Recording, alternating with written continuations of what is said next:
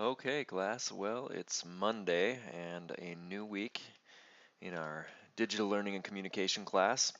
This week we move on to a new unit and we are learning about asynchronous digital communication.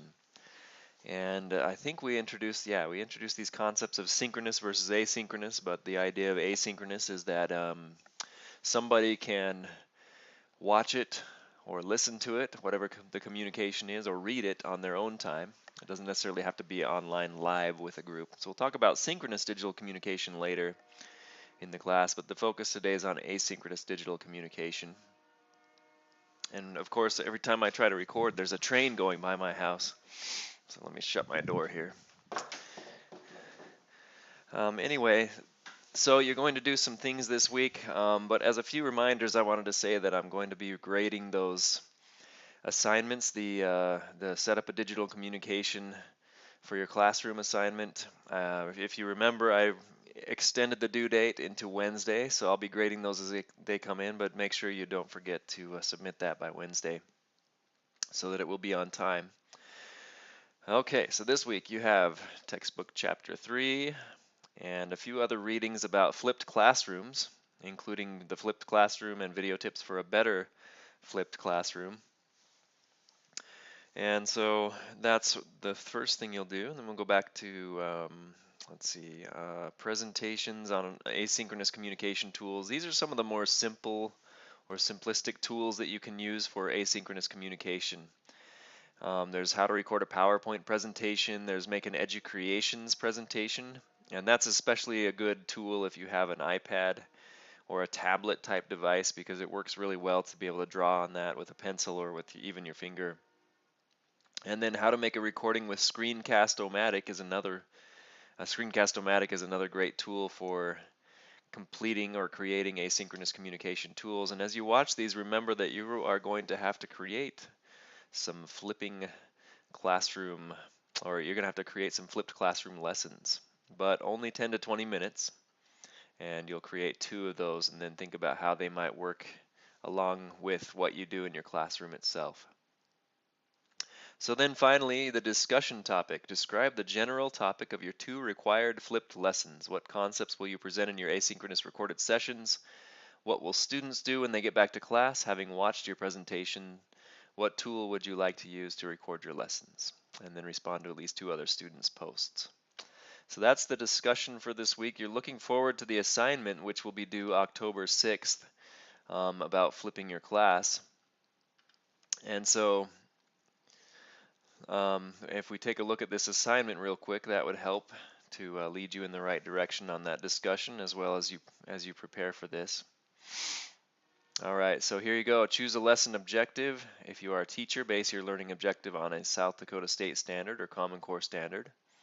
And you'll record 2 10 to 20 minute lessons. These are, again, flipped classroom, right? You're recording these lessons and then planning 2 class periods of about 45 minutes each. Probably about 50 minutes is what most people have, I'm guessing. But some of you might be in a block schedule where it's longer, and that's okay if you want to plan a longer period. Whatever you want to do with that might fit what you do in the classroom. The recorded lessons will serve as student homework, and then the class periods will be the 2 class periods that would occur after students have viewed your 2 lessons. So think about this as a sequence. You have these 2 recorded lessons, and then so they're going to watch the first recorded lesson, then come to class the first day after that. And then they're going to watch the second recorded lesson, then they'll come to class the second day after that. That's what you're planning for. So for the recorded lessons, you are going to use at least 2 different asynchronous communication tools. And that's an opportunity just for you to learn a couple of new tools probably. And for these 2 tools, choose from among those presented in class. And here are the requirements for these lessons. So again, you're looking for some elements that I think are kind of important with any presentation that you make, but especially I think with online presentations where you are recording and you want to sustain student interest in what they are watching without you being there. So each lesson includes audio and visual elements. It's a lecture or presentation that could have been given in a face-to-face class. It's 10 to 20 minutes in length, and again, with these recorded lessons, you don't want to go too long.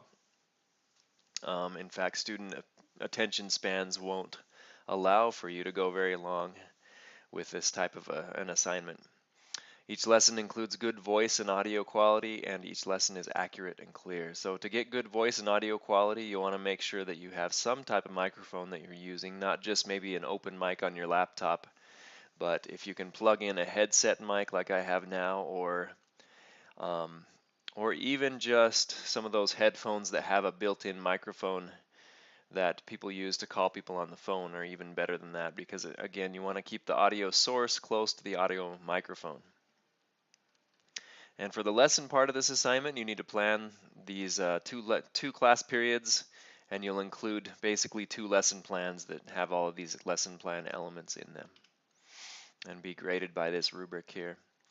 So that's the assignment that you're working toward. What I want to challenge you to do too is, if you have done some recording before, I want to challenge you to maybe learn a new tool that you haven't used before as part of this assignment, so that you can have more tools in your toolbox, or a new technique, but mainly a new tool for both of these different assignments. They're obviously, as it mentions, it requires different tools anyway for each one, but I want you to try to challenge yourself a little bit, especially if you've done this before, for flipping your class.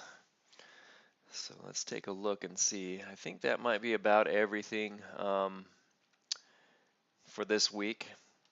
So this week we'll introduce you with some tools. As mentioned, there's some asynchronous communication tools introduced here. You could use one of those for the assignment. But also next week there will be more tools introduced, and these will help you to learn maybe some more advanced ways of recording as well. So have a great week and good luck.